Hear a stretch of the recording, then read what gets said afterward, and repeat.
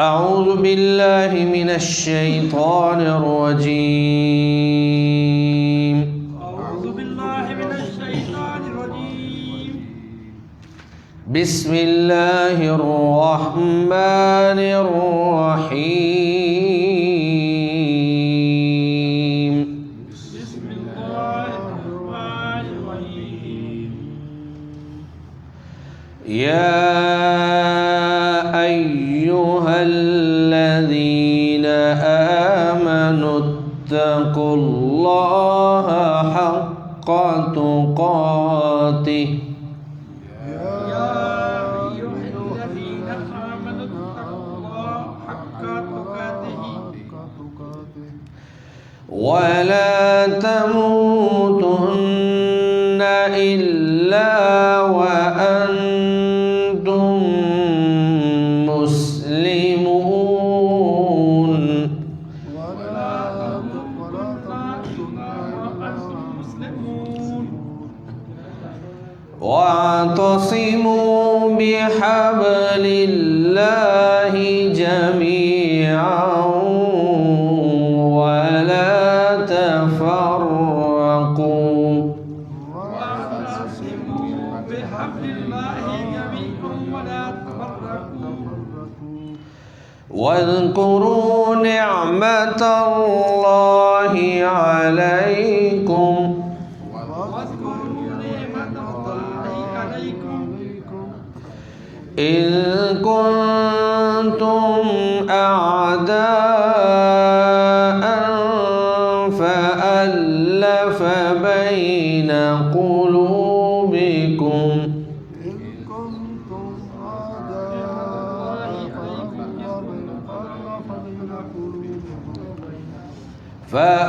فأصبحتم بنعمته إخوانا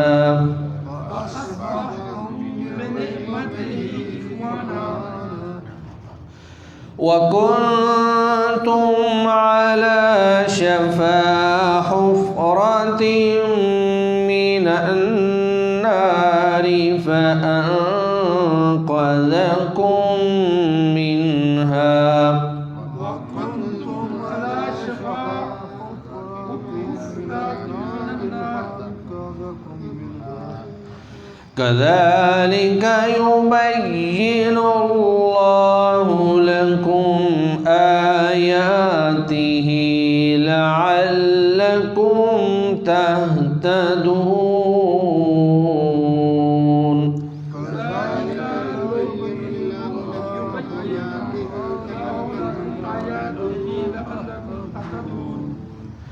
ولتكن منكم أمة يدعون إلى الخير ولتكن منكم أمة يدعون إلى الخير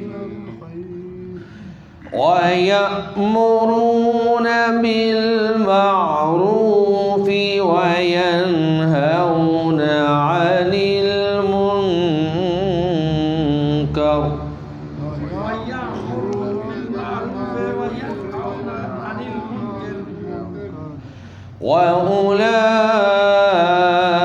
وأولئك هم المفلحون.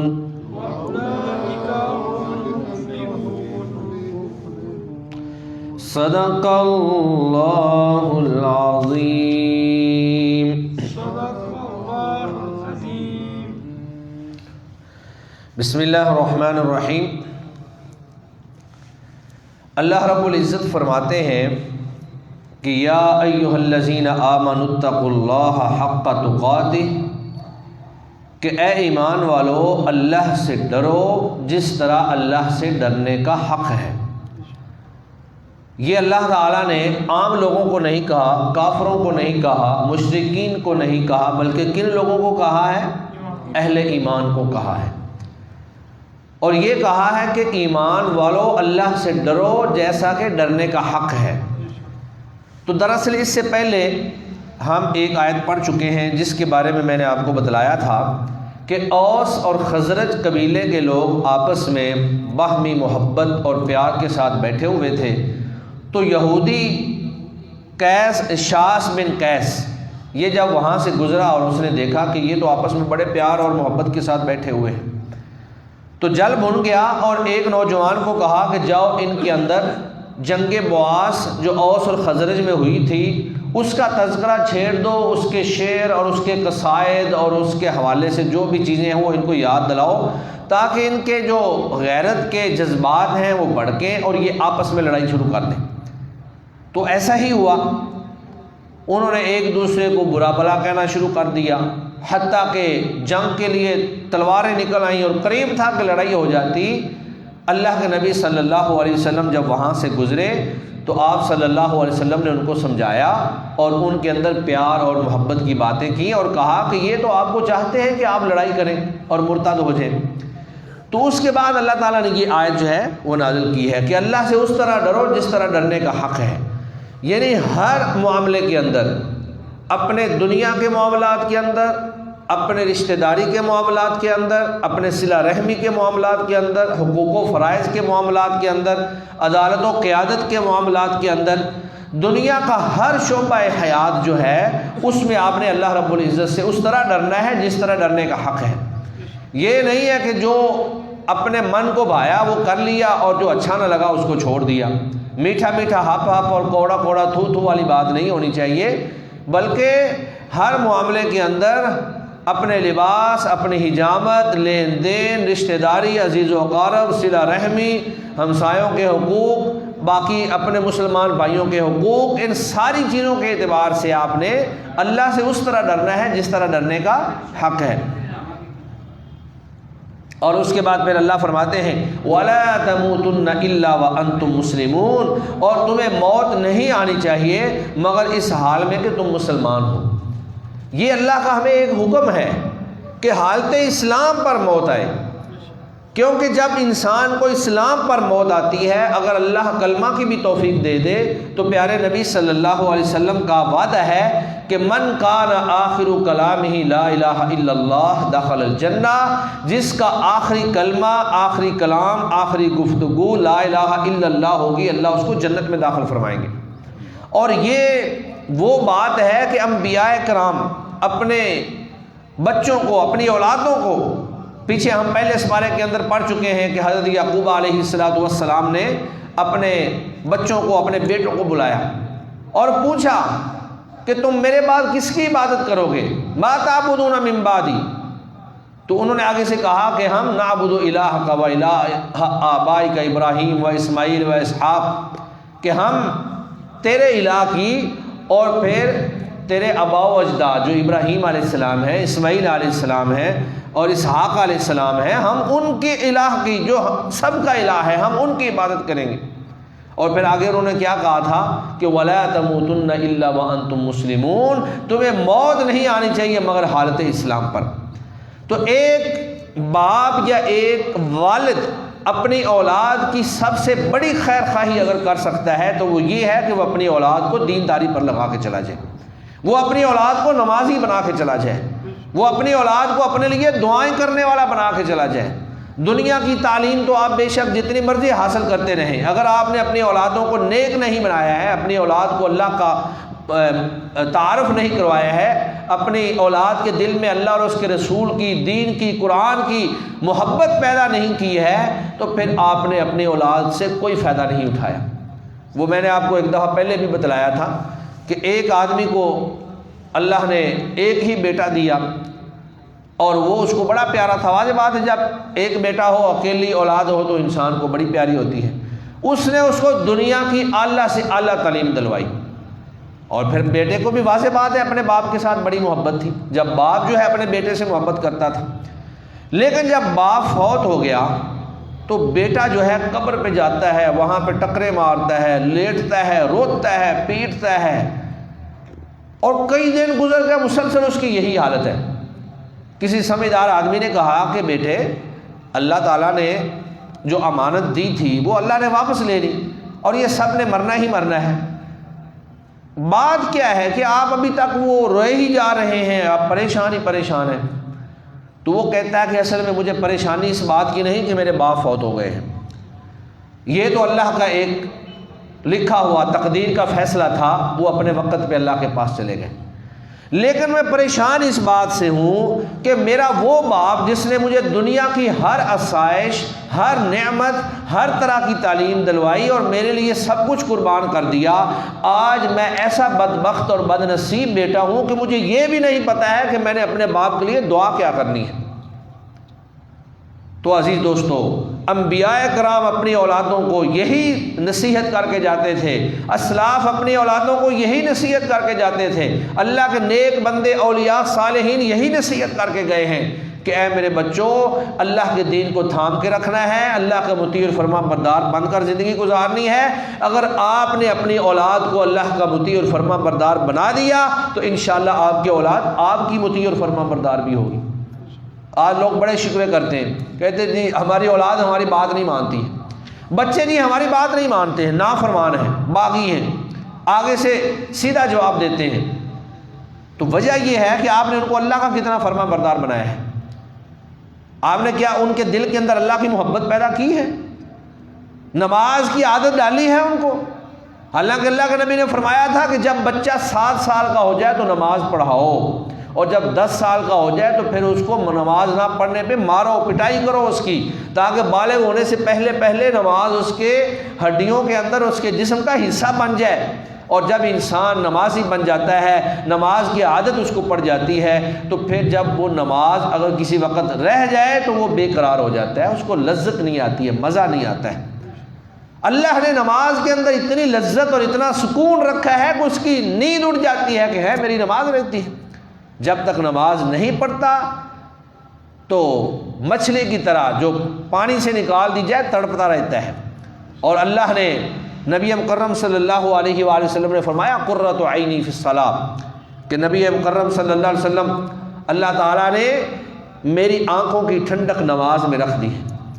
نماز تو آنکھوں کی ٹھنڈک ہے، یہ دل کا سرور ہے، یہ آنکھوں کا نور ہے. اگر آپ نماز پڑھتے ہیں تو یہ آپ کو بے حیائی سے، برائی کے کاموں سے روکتی ہے. انسان اللہ کے ساتھ گفتگو کر رہا ہوتا ہے، انسان اللہ کے ساتھ مناجات کر رہا ہوتا ہے، اور یہ وہ اللہ جو 100 ماؤں سے زیادہ پیار کرنے والا ہے. اور یہ آپ ذہن میں رکھ لیں کہ قیامت کے دن اللہ تعالیٰ کو جب جنتی دیکھیں گے، جنت میں بے شمار نعمتیں ہیں. جنت بہت باغ و بہار والی جگہ ہے، اتنی عظیم جگہ ہے کہ نہ کسی آنکھ نے ویسی دیکھی ہے، نہ کسی کان نے سنی ہے، نہ کسی دل پہ ویسی بات کھٹکی ہے. اللہ کے نبی نے فرمایا اللہ نے اتنا خوبصورت بنایا ہے. لیکن جن جنتیوں کو اللہ کا دیدار جب ہو جائے گا تو وہ بے قرار ہو جائیں گے، بے چین ہو جائیں گے. جنت کی ساری نعمتیں ان کو مزہ نہیں دیں گی جب تک دوبارہ اللہ کا دیدار نہیں ہوگا. اللہ کے دیدار کو ترسنا شروع کر دیں گے، اللہ کے دیدار کا انتظار کرنا شروع کر دیں گے. تو اللہ رب العزت سے جب آپ آ کر گفتگو کر رہے ہیں، اللہ کے ساتھ آپ مناجات کر رہے ہیں، اللہ کے ساتھ آپ محو کلام ہیں، تو دلوں کو سکون نہیں ملے گا تو کیا ہوگا؟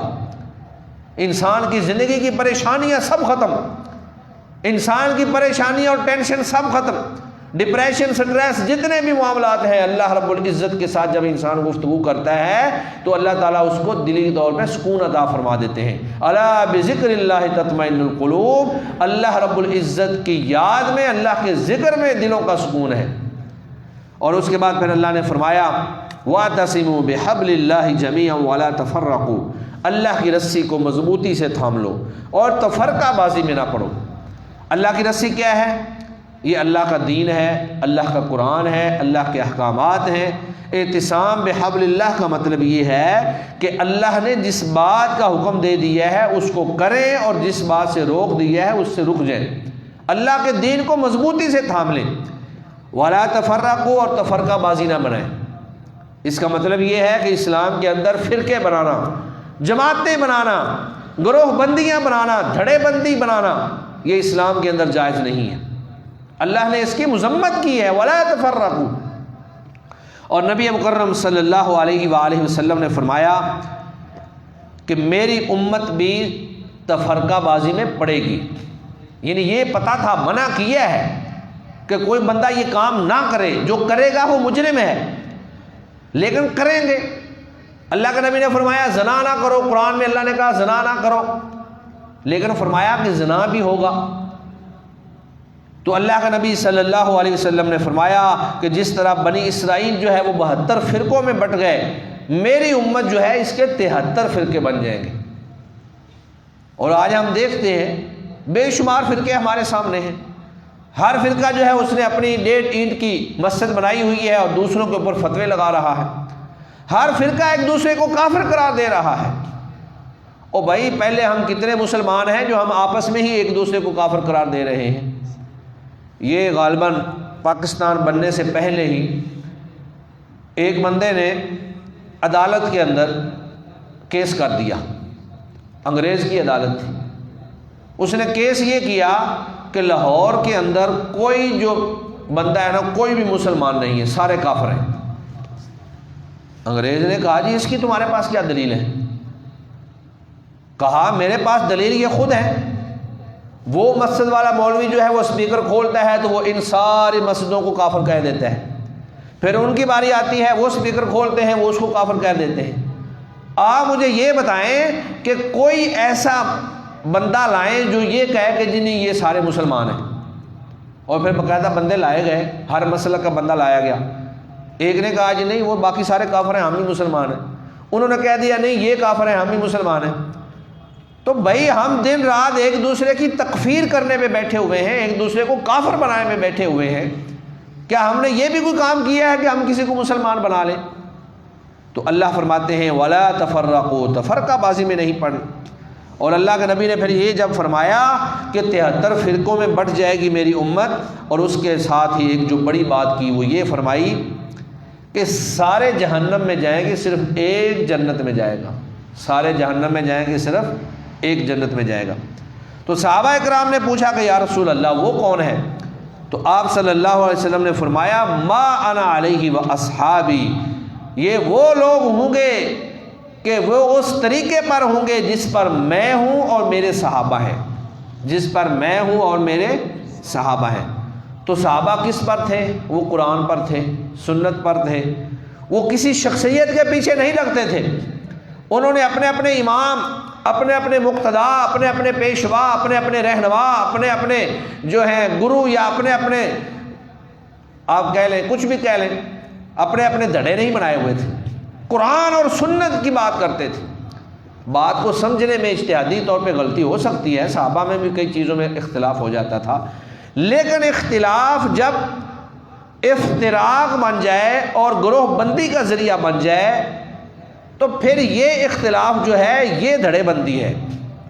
اب ایک بندے نے مسئلہ تو بتا دیا تو اگلا مان لے نہ ماننے کوئی بات نہیں ہے، لیکن وہ بندہ اس مسئلے پہ ڈٹ جائے، اپنی ایک جماعت بنا لے، 2 4 10 20 شاگرد بنا لے اور سب کو کہے جی اسی بات میں پکا رہنا ہے، دوسرے مساجد کے علماء کو جا کر بھی تنگ کرنا ہے اور ان سے بھی جا کر سوال کرنے ہیں، یہی اسی کا نام تفرقہ بازی ہے، اور پھر ان کے اوپر کفر کے فتوے بھی لگانے ہیں اور ان کو جاہل بھی قرار دینا ہے اور ان کو برا بھلا بھی کہنا ہے۔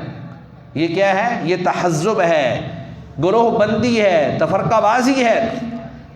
اختلاف یہ ہے کہ ایک بات آپ کو بھی سمجھ آئی، ایک بات مجھے بھی سمجھ آئی، ممکن ہے میری صحیح ہو، ممکن ہے آپ کی صحیح ہو، لیکن اپنا اختلاف پیش کرنے کے باوجود ہماری آپس میں ایک دوسرے کے ساتھ محبت قائم رہنی چاہیے، ہم ایک دوسرے کا احترام کریں، ایک دوسرے کے اوپر کیچڑ نہ اچھالیں، ایک دوسرے کے اوپر کفر کے فتوے نہ لگائیں، ایک دوسرے کی تکفیر نہ کریں۔ تو یہ تو ہے اختلاف جو فطری طور پر ہر عقل مند بندہ جو ہے وہ کر سکتا ہے، کسی کو آپ مجبور نہیں کر سکتے کہ آپ میری بات کو مانیں، یا کوئی آپ کو مجبور نہیں کر سکتا کہ آپ میری بات کو مانیں۔ لیکن جب آپ اس مسئلے کو لے کر دل میں اناد رکھ لیں، دوسروں کے خلاف فتوے بازی کرنا شروع کر دیں، ان کے اوپر کفر کے فتوے لگانا شروع کر دیں، اور پھر جو مسئلہ آپ کو سمجھ آیا آپ یہی کہیں جی میں ہی صحیح ہوں باقی سارے غلط ہیں، تو یہ کیا ہے؟ یہ افتراق ہے، یہ تفرقہ بازی ہے، یہ تحزب ہے۔ اور اللہ کے نبی نے اس بات کی جو ہے وہ مذمت کی ہے اور فرمایا کہ صرف ایک گروہ جو ہے وہ جنت میں جائے گا، باقی سارے جہنم میں جائیں گے، کیونکہ وہ قرآن اور حدیث کی بات نہیں کرتے ہوں گے، وہ اپنے مسلک کی بات کرتے ہوں گے، وہ اپنے دھڑے کی بات کرتے ہوں گے، وہ اپنے امام اور امیر کی بات کرتے ہوں گے۔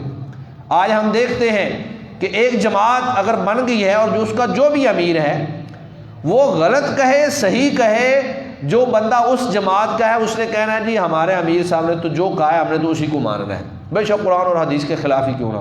یہ ہے گروہ بندی۔ ہمارے لیے معیار حق کیا ہے؟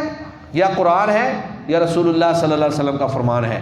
اگر ہمارا امیر بھی کوئی غلط بات کر دیتا ہے تو آپ کہیں جی نہیں یہ بات میں نہیں مان سکتا، یہ قرآن کے خلاف ہے، یہ حدیث کے خلاف ہے۔ کوئی عالم دین غلط بات کر سکتا ہے اور آپ تحقیق سے ثابت کر لیتے ہیں کہ اس کی بات غلط ہو، آپ کہیں جی میں نہیں مان سکتا، میرے سامنے قرآن ہے، میرے سامنے حدیث ہے، اگر قرآن اور حدیث سے آپ کوئی بات ثابت کر دیتے ہیں تو میں اس کو مان لیتا ہوں۔ تو یہ ہے قرآن اور حدیث کا معیار، جس پر اللہ کے نبی تھے، جس پر صحابہ کرام تھے، وہاں پہ کوئی گروہ نہیں تھا، کوئی تفرقہ بازی نہیں تھی، سب ایک امتن واحدہ تھے۔ صحابہ میں تھا کوئی ایسا کہ یہ کہ فلاں مسلک کا ہے، یہ فلاں مسلک کا ہے، یہ فلاں مسلک کا ہے؟ سارے صحابہ تھے، قرآن اور حدیث کو مانتے تھے، اسی کے مطابق عمل کرتے تھے۔ تو اس کے بعد پھر اللہ تعالیٰ نے فرمایا وَاذْكُرُوا نِعْمَةَ اللَّهِ عَلَيْكُمْ، یاد کرو اللہ کی اس نعمت کو جو اللہ نے تم پر کی ہے، اِذْ كُنْتُمْ أَعْدَاءً، جب تم آپس میں ایک دوسرے کے دشمن تھے۔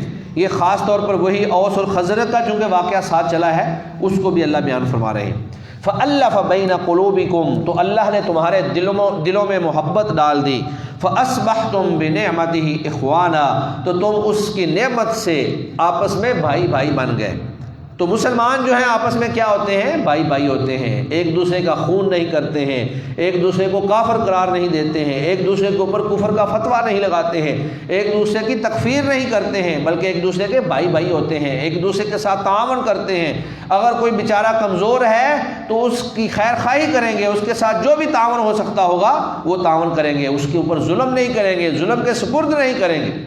اور اس کے بعد فرمایا وَكُنْتُمْ عَلَى شَفَا حُفْرَةٍ مِّنَ النَّارِ، اور تم آگ کے گڑھے کے کنارے پر کھڑے تھے، فَأَنْقَذَكُم مِّنْهَا، تو اللہ نے اس سے تمہیں بچا لیا۔ یہ اللہ کی نعمت ہے، تمہاری دشمنیوں کو اللہ نے دوستی کے اندر، اخوت کے اندر تبدیل کر دیا، اور تم جو جہنم کے کنارے پر کھڑے تھے، قریب تھا کہ تم اس میں گرتے، اللہ نے اپنے نبی کو بھیج کر، قرآن اللہ نے بھیج کر تمہیں اس سے بچا لیا ہے، اور اللہ تمہیں جنت دینا چاہتا ہے۔ کذالک، اسی طرح یبین اللہ لکم آیاتہ، اللہ بیان کرتا ہے اپنی آیتیں، لعلکم تہتدون، تاکہ تم ہدایت پا جاؤ۔ تو اگلی آیت کے اندر چونکہ امر بالمعروف اور نہی عن المنکر کا ایک تفصیلی بیان ہے، وہ انشاءاللہ ہم پھر کل پڑھ لیں گے۔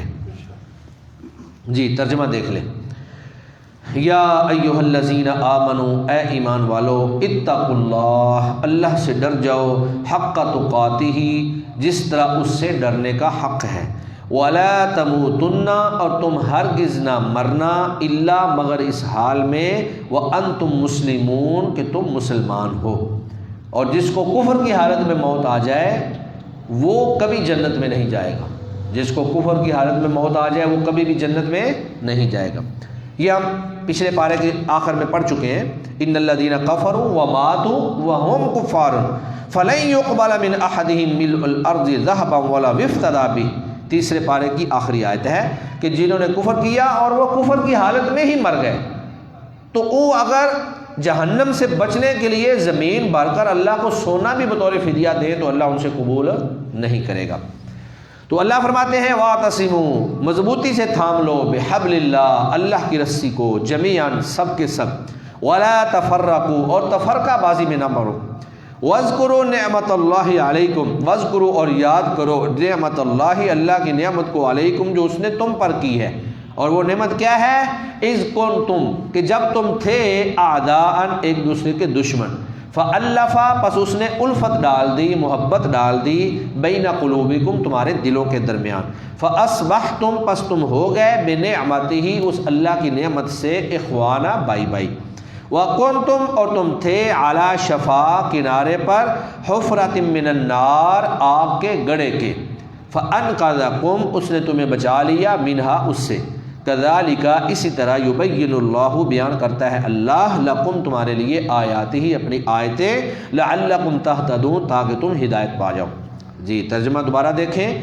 یا ایھا الذین آمنوا، اے ایمان والو، اتقوا اللہ، اللہ سے ڈر جاؤ، حق تقاتہ، جس طرح اس سے ڈرنے کا حق ہے، ولا تموتن الا وانتم مسلمون، اور تمہیں موت نہ آئے مگر اس حالت میں کہ تم مسلمان ہو، واعتصموا بحبل اللہ جميعا، اور سب مل کر اللہ کی رسی کو مضبوطی سے تھام لو، ولا تفرقوا، اور تفرقہ بازی نہ کرو، فرقے نہ بناؤ، جماعتیں نہ بناؤ، گروہ بندیاں نہ پڑھو، واذکروا، اور یاد کرو، نعمت اللہ علیکم، اللہ کی نعمت کو جو تم پر تھی، اذ کنتم، اللہ کی نعمت کو جو تم پر ہے، اذ کنتم اعداء، جب تم پہلے دشمن تھے ایک دوسرے کے، فالف، پس اس نے محبت ڈال دی، بین قلوبکم، تمہارے دلوں کے درمیان، فاصبحتم، پس تم ہو گئے، بنعمتہ، اس اللہ کی نعمت سے، اخوانا، بائی بائی،